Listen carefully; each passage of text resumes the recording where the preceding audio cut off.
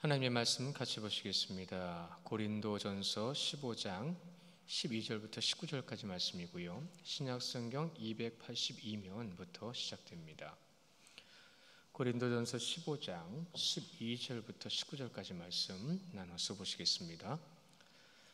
12절 그리스도께서 죽은 자 가운데서 다시 살아나셨다 전파되었거늘 너희 중에서 어떤 사람들은 어찌하여 죽은 자 가운데서 부활이 없다 하느냐.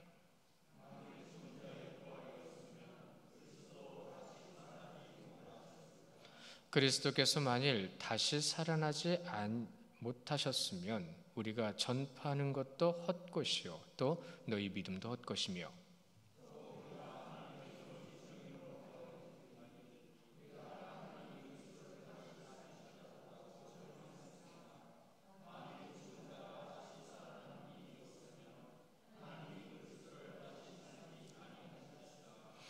만일 죽은 자가 다시 살아나는 일이 없으면 그리스도도 다시 살아나신 일이 없었을 터이요.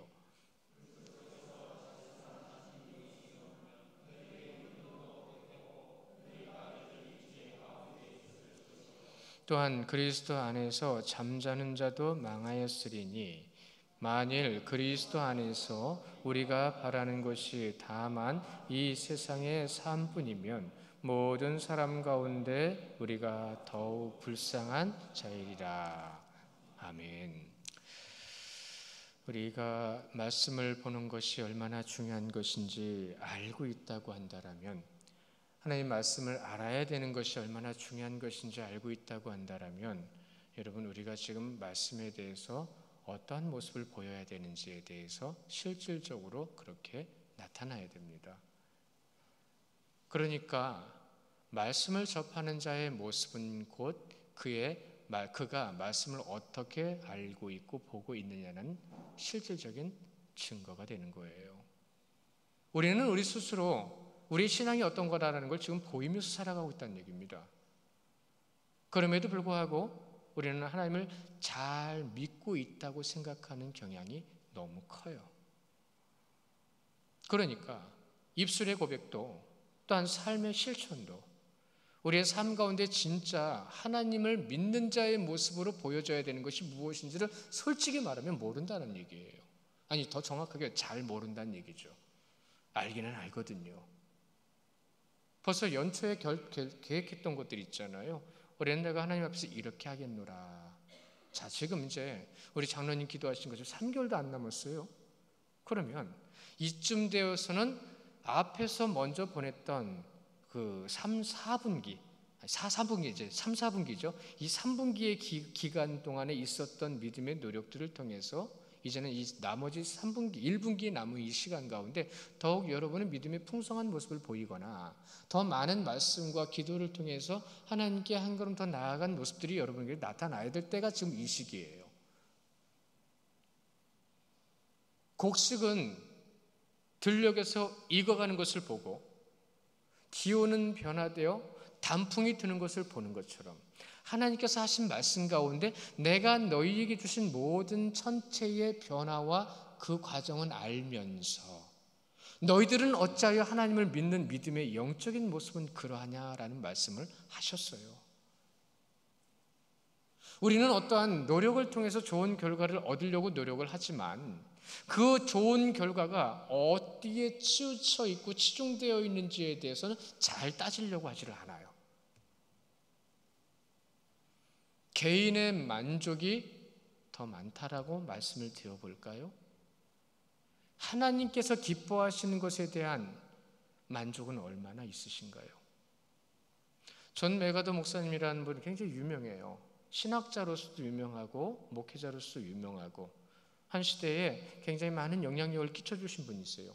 그분이 그런 말씀하셨어요. 절반의 진리라는 것은 완전한 거짓말이며 무슨 말인지 잘 생각해 보세요. 절반의 진리라는 것은 완전한 거짓말이며 선의의 거짓말이라는 것은 실상은 검은 거다. 실상은 하얀 거짓말도 검은 거예요. 오늘 이 부활이라는 말씀에 대해서 이 15장에서 말씀하시는 부활이 무엇을 의미하는 것인지에 대해서 여러분에게 전해드리기 위해서 좀 먼저 풀어드리는 거예요. 우리 지난달 암송 말씀 기억나시나요? 자기 아들을 아끼지 아니하시고 우리 모두를 위해서 내주신 이가 어찌 그 아들과 함께 모든 것을 우리에게 주시지 아니하겠느냐. 아멘. 로마서 8장 32절 말씀이죠. 우리는 주님께 뭔가를 구하고 있습니다. 뭔가를 구해요. 근데 여러분, 무엇인가를 구하면 안 됩니다. 그분의 뜻을 구해야 합니다. 그분의 뜻을 구하는 것 가운데 그리스도인의 모습으로 우리에게 어떠한 열매와 응답이 있을 때에는 내가 진짜 그리스도인임을 확신할 수 있는 그러한 모습이 되어야 된다는 거예요. 신앙에 있어서 가장 중요한 것을 꼽아본다고 한다면 몇 가지를 여러분 말씀하실 거예요. 그러나 고린도전서 15장을 통해서 우리가 많이 알고 있는 부활장, 부활이죠. 그렇습니다. 부활입니다. 그러면 이 부활이 뭐죠? 성경의 말씀 가운데서 여러분 예수님의 부활을 온전히 믿지 않으면 예수를 믿는 게 아니에요.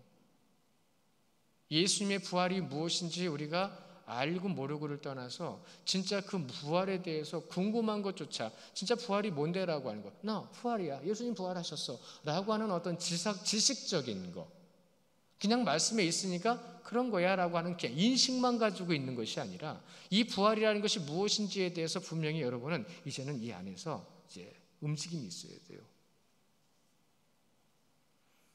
가장 잘 알아야 되고요, 잘 알고 있어야 되고요, 아주 분명한 고백으로 우리에게 주어져야 되는 것이 바로 부활입니다.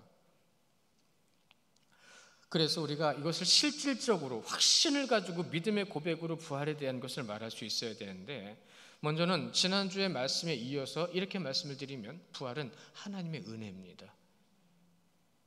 주님은 부활하실 필요가 없으신 분이셨어요. 그런데 이 땅에 오셔서 그 부활을 우리에게 보여주셨는데, 그럼 부활이 뭐냐는 얘기예요. 여러분은 부활이 뭐냐고 물어보면 뭐라고 대답하시겠어요? 한번 속으로 한번 대답해 보세요. 부활이 뭐죠? 우리는 지금 수십 년 하나님을 믿고 믿으면 구원받는다고 하는 그 구원의 가장 중요한 것은 부활하는 거거든요. 근데 구원받는 것에 대해서도 구원의 확신을 가지고 물어보면 좀 연약한 대답을 하시고, 그럼 부활이 무엇이냐고 물어보게 되면 부활이 무엇이냐고 하는 부분에 대해서는 예수님 부활하셨으니까 믿으면 구원받아요. 그럼 또 천국에 가는 것이 부활이죠? 라고 대답은 하시겠죠. 그러면 그 부활의 의미가 뭐냐는 얘기죠. 우리는 이 고린도전서 15장을 통해서 그냥 부활장이라고 그러니까 부활에 대한 설명 정도로 생각하는 경향이 커요. 지금까지 그렇게 전하기도 했고 그렇게 알기도 했고, 그러나 오늘은 이 그 부활의 의미가 무엇인지를 진짜 말씀의 중심이 되고 성경 전체적인 흐름과 그 전체를 보면서 전하는 게 강해거든요.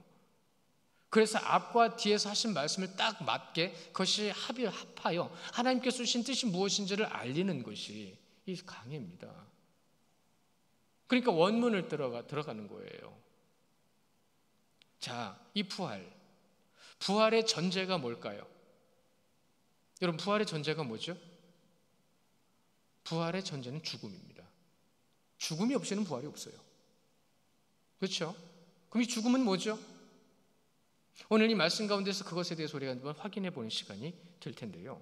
이 부활장에서 말씀하시는 죽음의 의미에 대해서 우리는 분명히 알아야 될 때에, 부활은 인간을 위해서, 잘 들어보세요, 인간을 위한 것이다. 부활은 인간을 위한 것이다. 그러나 인간은 부활의 원인을 잘 모른다.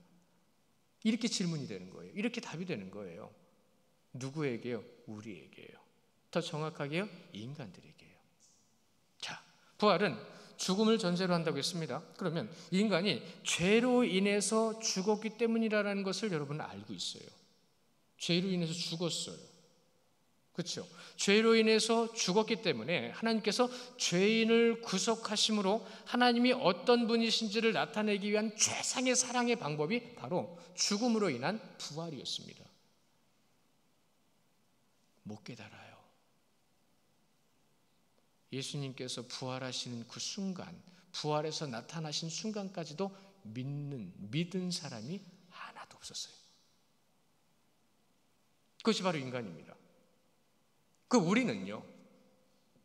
우리는 정말로 그 부활이 무엇인지 확신을 가지고 고백할 수 있을까요? 그렇게 나타나신 주님의 그 뜻이 사랑인데, 증명으로 부활로 나타내 주셨는데, 그 나타내 주신 그 부활에 대해서 고린도 교회에서는 뭐라고 얘기했냐는 얘기죠. 이 말씀대로 또 풀어갈 때에 없다고 그런 거예요. 부활이 없다고. 부활이 없다고 하는 그들이 왜 없다고 했을까요? 분명히 우리는 지난주에 3절과 4절 가운데 반복되어진 말씀이 있었어요. 성경대로 주님께서 죽으시고 장사되신 바 되셨다가 다시 살아나셨다고 4절에 이어서 성경대로라고 말씀하셨어요. 성경대로 믿는 믿음이 믿음입니다. 더 정확하게요, 성경대로 사는 것이 진짜 믿음입니다. 그게 진짜 믿음이에요. 그런데 믿음을 먼저 주셨죠. 이제 믿음대로 살게 해주시는 거예요. 말씀을 통해서 믿음대로, 다시 말씀대로 살지 못하는 이들의 살지 못한 모습을 죄라고 얘기합니다. 그래서 이제 말씀대로 살게 해주시는 거예요. 그 말씀대로 살게 해주시는 인간들이 뭘 못 깨달아요? 자기가 죽은 걸 몰라요. 이 모르는 이유가 인간적인 기준과 생각에 빠졌기 때문이다라고 해석을 해나갑니다. 자기 주장을 내세우기 때문입니다. 여러분, 자기 주장을 내세우는 건 인간의 주장이에요. 말씀을 내세우는 게 아니잖아요. 그래서 말씀에 중심되지 않은 기준과 주장은 믿음이 아니다라고 얘기하는 겁니다. 우리 말씀 한 절 같이 보실까요? 디모데후서 2장 17절 말씀인데요, 우리 같이 보시면 시작. 그들의 말은 악성 종양에 퍼져나감과 같은데 그 중에 후메네오와 빌레도가 있느니라. 여기서 악성 종양이라는 말이 그 뜻이거든요. 이 악성 종양이라는 말이 이 원문으로는 강그라이나라는 말인데, 이 강그라이나라는 말이 무슨 뜻이냐면 살을 갉아먹는, 뜯어먹는 종양이라는 뜻이에요. 그러니까 죽이는 거예요. 이 죽이는 것을 강그라이나라는 말을 왜 거기다 썼냐면 이것 때문입니다. 부정적이거나 의심하여 말씀에서 벗어나 죽음에 이르게 하는 것이란 뜻이에요, 이게. 그러니까 이 후메네오하고 빌레도는요, 교회를 좀 파괴하고 있었던 거예요. 여러분 잘 아시잖아요. 고린도 교회에 무슨 일이 있었는지. 고린도 교회에 있었던 가장 대표적인 사건들이 다툼 분쟁이었잖아요. 그 다툼 분쟁 속에서 가장 많이 따라다녔던 것이 무엇이냐면, 여러분 잘 보세요. 다툼과 분쟁에는 꼭 의심이 따라다녀요. 분쟁을 일으킬 때는 누군가를 의심하게 만드는 거고, 누구를 부정하게 만드는 거고, 누구를 추락시키는 거예요. 누구를 의심하게 만듦을 통해서 나를 부각시키는 것이 여러분 분쟁의 방법입니다. 그러니까 인간 기준이 들어가는 거죠. 그게 고린도 교회에 있었던 거예요. 그러한 인간의 모습들이 그렇게 많이 교회에 들어가 있었으니 여러분 교회는 파괴될 수밖에 없는 겁니다. 후메네오 같은 사람들, 빌레도 같은 사람들이 교회에 그런 역할을 감당하고 있었던 거예요. 그러니까 맨날 싸우죠. 그러니까 당파가 나눠지는 겁니다. 네 말이 옳다, 내 말이 옳다. 이들이 죽은 자의 부활이 없다고 주장한 겁니다. 이들이 죽은 자의 부활이 없다고 주장하는 이유는 세상 기준들이 있었던 거예요. 그들이 바로 거짓 교사였고 거짓 성도였습니다. 우리는 지금 고린도서를 보면서 헬라 문화에 대한 얘기를 참 많이 하고 있죠. 그 헬라의 사상들이 그만큼 치명적으로 사람들을 지금 괴롭히고 있는 거예요. 아주 치명적인 거예요. 지금도 그래요. 헬라 사상의 중심을 보면 육체는 죽음으로써 그 용도를 다하는 것이고 오직 영혼만이 계속 존재한다, 이렇게 그들은 믿었습니다. 왜요? 육체는 죽는 걸 보거든요. 근데 영혼은 솔직히 어떻게 되는지 몰라요, 그들은. 근데 그 영은 육체와는 다르다라는 것을 그들은 알고 있었어요. 기가 막히죠. 영혼에 대해서는 알고는 있었어요. 그러니까 영혼은 영원할 거다라고 얘기를 한 거예요. 이들은 이원론이었잖아요. 육체는 더러운 것이고 영혼은 깨끗한 것이라고. 그래서 이것을 반영한 신앙이 고린도 교회에 들어옴을 통해서요, 여러분 헬라 철학 있죠, 그리스라든가 그곳에 있었던 모든 로마의 세계의 이교도적인 것, 이방인들이에요, 우상 숭배하는 자들이에요. 그들의 모든 사상과 생각과 신앙이라는 것이 그 당시에는 일반적으로 통용됐거든요. 근데 일반적으로 그들의 신앙이 통용되는 그 시대에 그리스도인들이 살아가고 있었단 말이죠. 뭐 크게 복잡하게 생각할 거 없으세요. 저 밖에 지금 하나님을 믿지 않는 저들 가운데 우리 교회가 세워져 있는 거랑 똑같은 겁니다. 여러분, 그들 가만히 들어가 보세요. 그들은 이상한 신앙들 다 가지고 있습니다. 뭐 이번에 대통령 선거 후보자들 나오는 거 보니까 또 이상한 소리들도 하고 있더라고요. 생각보다 여러분 많습니다. 자신들은 하나님을 믿지 않고 신이 존재한다고 하지는 않아도 힘들고 어려울 때는 별거 다 찾습니다. 그게 종교성이에요. 뭔가를 의지하고 싶은 것. 간단하게요, 의지의 대상을 잃어버리고 살기 때문에 그런 거예요.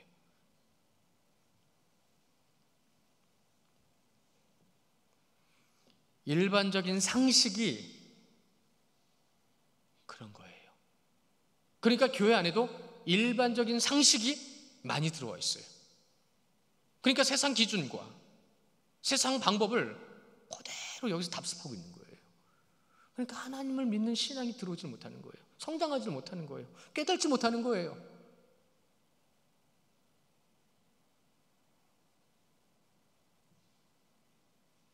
그래서요, 잘 들어보세요.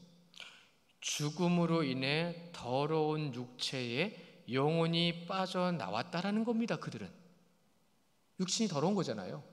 죽었어요? 영혼이 빠져나왔어요. 그러니까 더러운 것에서 빠져나온 거예요. 그런데 부활이라는 말을 하면서 어떻게 더러운 것에서 빠져나왔는데 더러운 것에 다시 들어가는 얘기예요. 기가 막힌 이론이죠.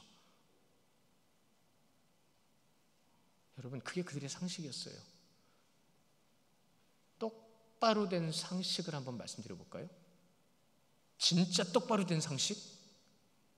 하나님이 그들의 말 맞다나 영혼을 깨끗한 것으로 창조하셨어요.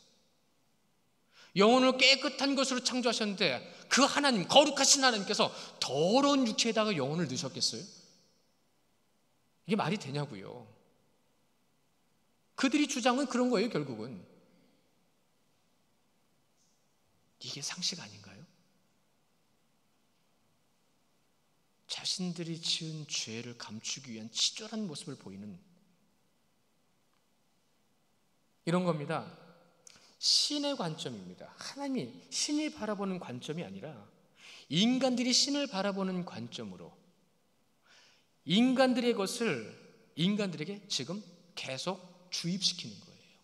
왜요? 자신들의 죄를 감추기 위한 치졸한 방법이죠. 자신들의 인간적인 것을 내세우기 위해서 교회를 자꾸 흔드는 거죠. 후메네오처럼, 빌레도처럼. 그것을 분명하게 주석도 이렇게 표현합니다. 치졸한 자들, 비열한 자들. 왜요? 그가 바로 사단이거든요. 사람들을 미혹시키고 넘어뜨리고 부정적이게 만들고 싸우게 만들고 그 가운데서 자기를 세우는 겁니다. 근데 여러분 기억하셔야 돼요. 쓰는 건 내가 쓰는 것 같아도 그런 방법으로 그 자리에 있는 것은 사단입니다. 안타깝게도 이러한 세상의 기준과 이치에 빠진 성도들이 교회도 있었다는 겁니다. 그래서 부활을 이해할 수 없었고 부활을 이해하고 싶지 않았던 겁니다. 이해하지 않은 거예요. 아시겠죠? 어떻게 더러운 육신의 인간 영이 다시 들어가? 말도 안 되지. 신학자들은 말합니다. 그리스도의 부활을 인정하지 않는 자는 믿음이 없는 자라고요. 그래서 고린도 교회를 향해서 부활의 진리를 분명히 전할 수밖에 없었던 거예요.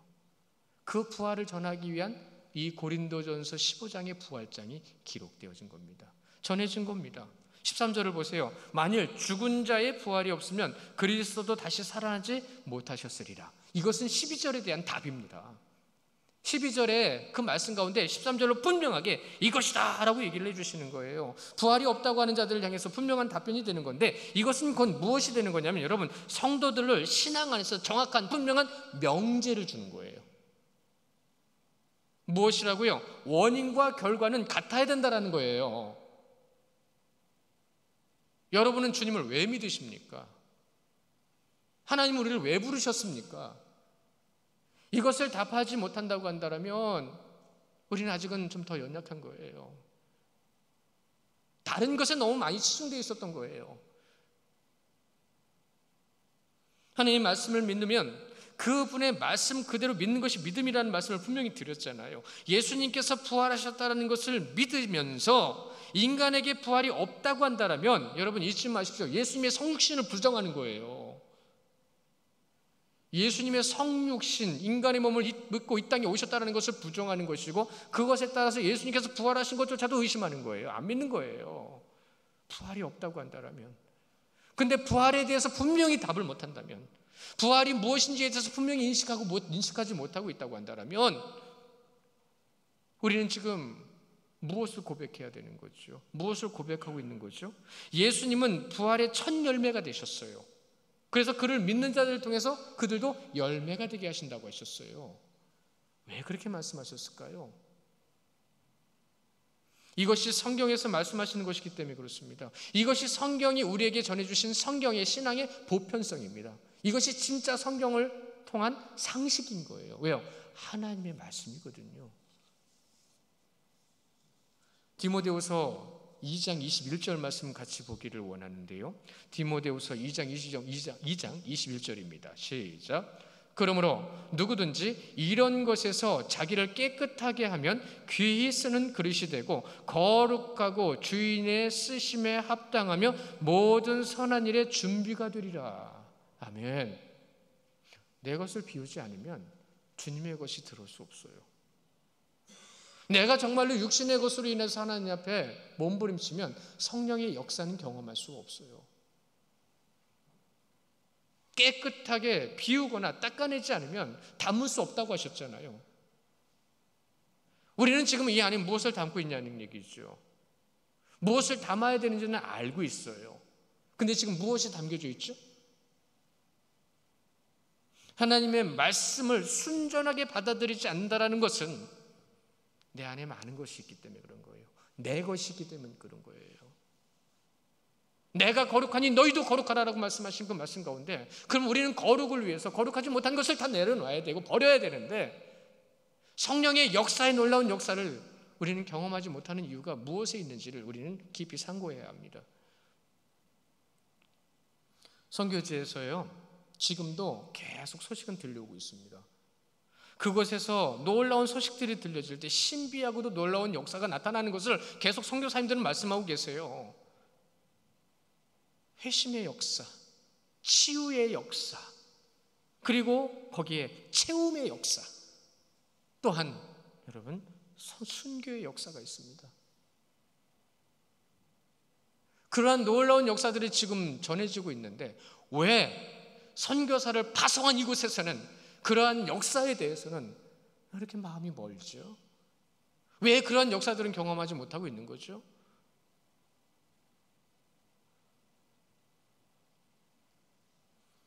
어떤 선교사님이 그렇게 말씀하시더라고요. 나는 선교지에 가서 할 수 있는 게 없더라고요.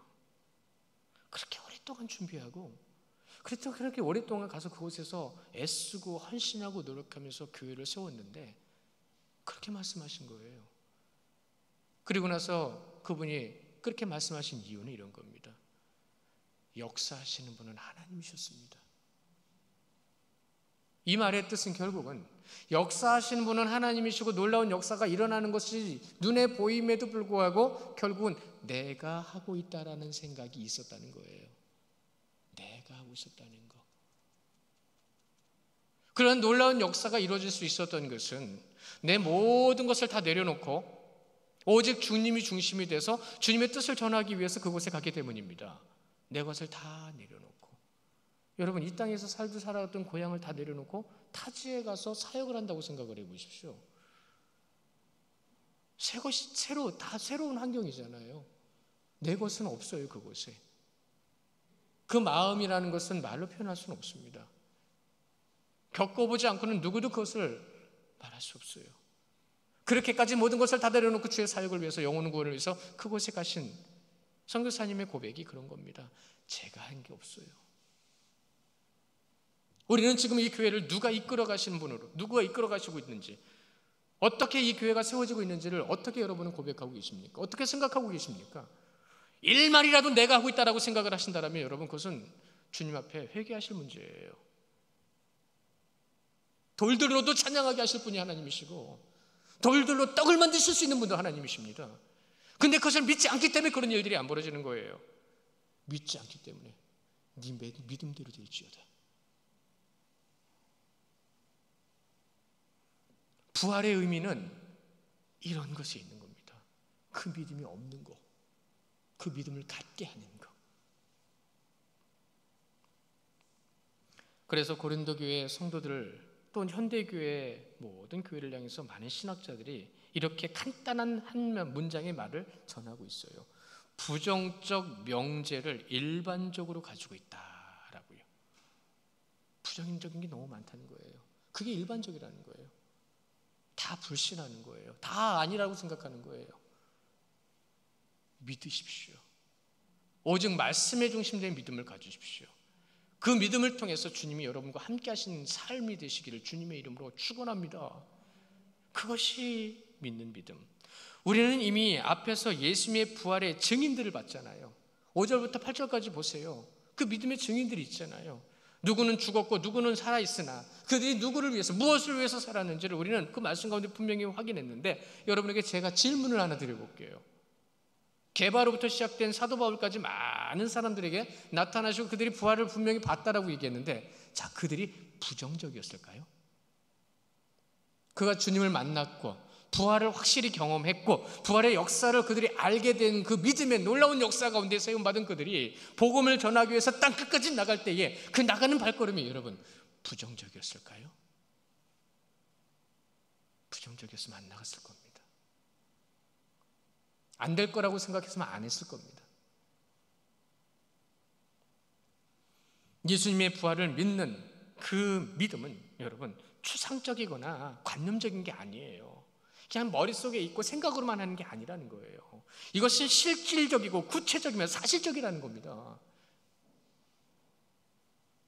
여러분에게 부활의 역사는 무엇으로 지금 나타나야 될까요? 이 말도 여러분 틀리지 않은 말입니다. 만약 부활이 없다고 한다면, 오늘 말씀에서도 우리는 확인할 수 있는 것이 무엇이죠? 만약에 부활이 없다고 한다면 우리가 전하는 것도 헛되고 또 너희 믿음도 헛것이라 라고 말씀하세요. 여기서 이 헛것이라고 하는 것 가운데에서 이 3시제가 있어요. 뭐냐면 과거, 현재, 미래예요. 모든 것 가운데 동일하게 적용될 때에 무엇이요? 전하는 것이요. 그 전하는 것이 무엇이냐면 더 케리그마라는 말인데, 이 케리그마라는 것은 그 복음을, 말씀을 전하다라고 하는 어떤 행위가 나타나는 것이 아니라 어디에 중심이 있냐면 복음이 중심이 된 겁니다. 그 복음이 헛된 거라고 한다면, 여기서 말씀이 헛된 거다라고 생각하시는 분은 아무도 없어요. 솔직히 말씀드릴까요? 확신을 가진 믿음을 가지신 분도 많지 않아요. 로마서 10장 14절 말씀 우리 같이 보기 원합니다. 이 말씀 가운데서 우리 모습도 돌아보고요. 로마서 10장 14절 시작. 그런즉 그들이 믿지 아니하는 일을 어찌 부르리요? 듣지 못하는 일을 어찌 믿으리요? 전파하는 자가 없이 어찌 들으리요? 사도 바울은 그들에게 전하고 있었습니다. 우리도 이 말씀을 지금 보고 듣고 있습니다. 그 보고 듣고 있는 말씀을 통해서 부활에 대해서 지금 심각한 문제가 있어서 그 부활이 무엇인지를 깨닫게 하시는 사도 바울은 우리가 하나님의 거짓 증인으로 발견되리라, 부활이 없으면 내가 거짓 교사라는 얘기가 되는 거예요. 부활이 없으면. 어떤 목사님이 그런 말씀하셨어요. 만약에 부활이 없으면 제일 불쌍한 사람이 누군지 아십니까? 목사입니다, 목사. 지금 전하고 있잖아요. 제일 불쌍한 사람이 되는 거예요. 헛것을 가르치고 아닌 걸 가르치고 있으니까 제일 불쌍한 사람. 그러나 그 목사님이 뭐라고 고백하셨냐면, 나는 누구보다도 부활하신 예수님을 믿으며 나는 예수님을 만났고 그분의 일하심을 목격했고 그분의 능력을 알고 있습니다 라고 고백하셨어요. 믿음은 말로만 하는 것이 아닙니다. 믿음은 사실을 증명하는 것으로 그 사실을 전할 수 있는 게 믿음입니다. 그래서 여러분에게 무엇을 전할 것인지에 대해서, 어떻게 전할 것인지에 대해서 깊이 고민해 보시라는 말씀을 가끔 드리는 거예요. 그래서 이렇게 말씀드렸죠. 내가 경험한 하나님을 전하십시오. 내가 경험한 하나님을 전하셔야 합니다.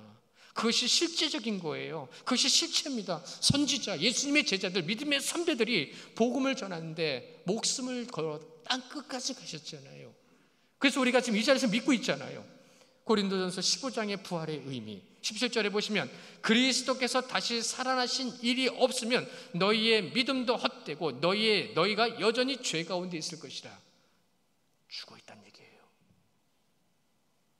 그 부활의 의미를 이제 더 구체적으로 접근하고 있는 겁니다. 그렇습니다. 인간의 죄 때문에 예수님께서 죽으셨고 부활을 통해서 생명을 주셨는데 라고 할 때에 그 신학자 렌스키라는 분은요, 그것에 집중, 그것 하나뿐이라는 표현을 이렇게 하셨어요. 예수께서 다시 부활하여 우리의 죄를 해방시켜 주신 그것.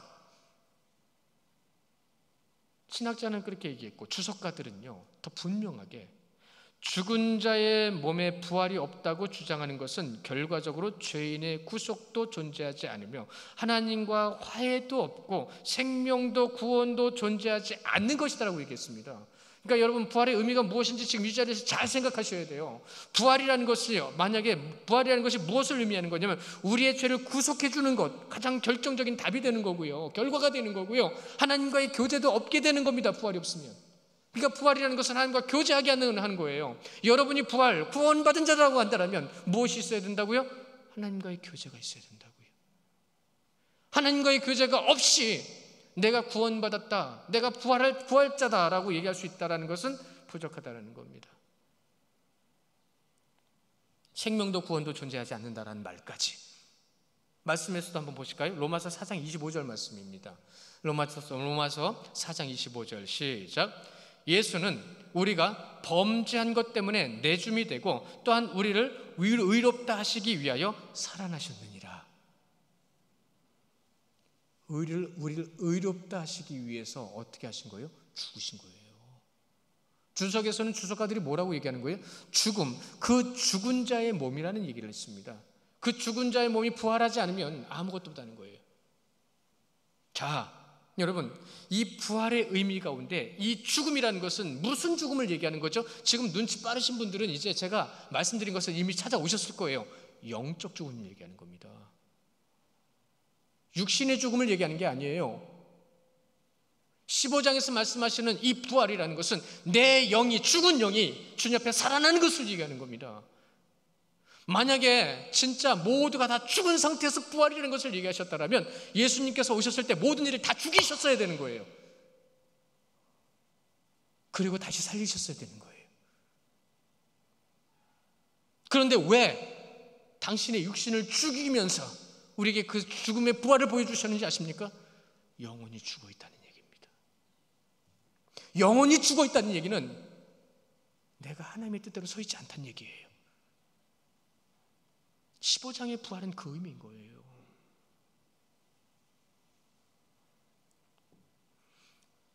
그러니 15장의 부활을 이렇게 말할 수 있는 거죠. 부활의 목적과 이유를 위한, 죽은 영혼을 살리기 위해서. 여러분, 에덴 동산에서 하나님의 언약을 어김을 통해서 쫓겨났죠. 그때 뭐라고 말씀하셨죠? 그것을 먹으면 정령 죽으리라. 근데 에덴 동산에서 쫓겨날 때 죽어서 나갔나요? 육신은 살아서 나갔잖아요. 그러나 그 육신은 이제 유한한 존재로서 죽음에 이르는 삶이 되어버린 거죠. 정령 죽은 자가 된 겁니다. 죽음이 없는 에덴에서 그들은 하나님의 언약을 어김을 통해서 이제 영이 죽은 자로서 쫓겨난 겁니다. 죽은 거예요. 영원한 삶이 아닌 나약한 육체의 고난의 삶, 천국이 없는 죽음의 삶을 살게 되었기에 두려움, 근심, 걱정, 고통, 이런 것에 휘둘리는 삶이 됐습니다. 이것에서 건져주실 분이 하나님이신 것을 생각하지 못하는 삶. 그래서 이런 말씀을 하십니다. 이러한 죽음의 요소들이 많은 사람일수록 그만큼 믿음이 연약한 거라는 거. 어떤 이유에서든 하나님의 것이 아닌 것으로 인해서 두렵고 분내고 싸우고 두렵고 걱정스럽고 그러한 삶을 사는 사람은 그만큼 믿음이 연약하기 때문인 거예요. 꼭 기억하십시오. 이것을. 핵심은요, 영혼의 부활, 회복입니다. 이 영혼이 회복되어지지 않으면 여러분 살 수 없어요. 회복되어지지 않는 자들, 예수님의 부활을 알지 못하고 이미 죽은 자들은요, 아무 적용도 소망도 없습니다. 여러분이 이 시대에 하나님께서 부르시기 전까지 여러분의 육신 가운데 여러분에게 넣어주신 그 거룩한 영, 그 영을 통해 내 육신적 거룩한 자의 모습으로 회복되어지는 삶을 살지 않으면 아무 소용이 없습니다. 그래서 기회를 주셨다는 말이 있는 겁니다. 기회를 주셨다고요. 저희 어머님이 얼마 전에 다녀가셨는데 자꾸 시간이 들수록 몸이 연약해진다, 약해진다. 그래서 제가 이렇게 말씀드렸어요. 엄마, 꼭 기억하세요. 아기가 태어났을 때는 엄마만 의존하잖아요. 힘이 없으니까, 능력이 없으니까.